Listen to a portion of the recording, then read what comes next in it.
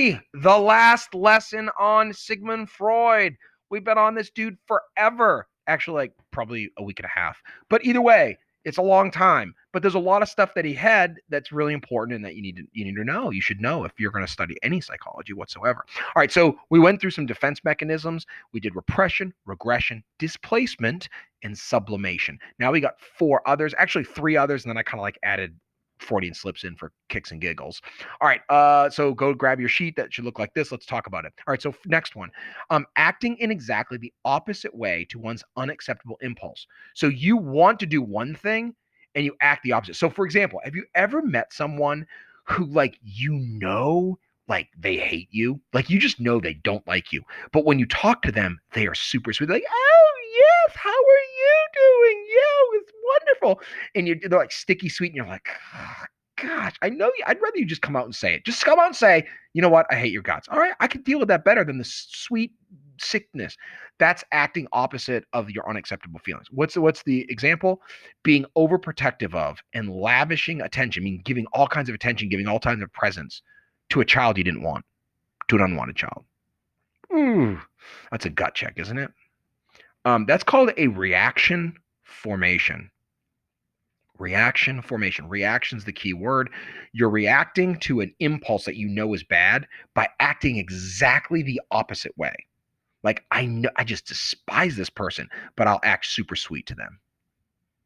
Okay, that's reaction formation. By the way, because it comes off as fake, most people can kind of tell that that's fake, you know. All right, now next one, attributing one's own unacceptable feelings and thoughts to others and not yourself. So basically, like whatever unacceptable feelings you're having, you actually that you have or you've done, actions that you've actually done, you then try to blame other people for the same thing. This happens all the time. Like where people like you blame someone for something and like you're actually the one who did it. Like you literally are the person who did it, or someone blames you and they're the one who did it. You know, it's like okay. So this is an example. Accusing your boyfriend of cheating on you, I should say you, not your, because you have felt like it or have cheated on him. Okay. But tell me that's never happened before. That's definitely happened before. This is called projection. Projection. Do you see why the word projection is used? Because you're projecting your behavior or your thoughts and feelings onto somebody else. Why? To make you feel better. Okay. That's what these are all about. Defense mechanisms are all about you feeling better about yourself, usually by hurting other people. Or protecting yourself from shame or guilt. Okay. So projection. Projection is a real thing. It's a real phenomenon. All right, next. You create false excuse. This is like the next one is literally like teenagers all over the place. Like, I mean, adults too. I don't mean to pick on teenagers. It's adults too, but teenagers especially. Creating false excuses for one's unacceptable feelings, thoughts, or behavior. So you do something bad and you come up with some crap excuse for it. So let's see what it said. Let's see the example. You justify cheating on an exam by saying everyone else cheats. Like that right there is said by probably every single kid in high school ever caught for cheating. Like seriously. Like, well, everyone else is doing it, so why can't I? Okay, guess what? Doesn't matter. Or how about an adult who gets pulled over for speeding? What do they say? Everyone else is speeding, you know, right? I mean, isn't that the truth? Okay, this is so true. This is called rationalization.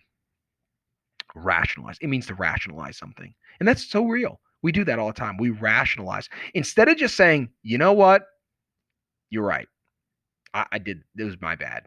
Let me apologize. Instead, we come up with some crap reason for it. Okay, last one. And this is not really a defense mechanism. It's actually something different, but um, an unintentional error regarded as revealing subconscious feelings or unconscious feelings. She said, what would you like, bread or butter? Um, Bread and butter or cake? And he says, bed and butter. Oh, I guess we know what he wants to do.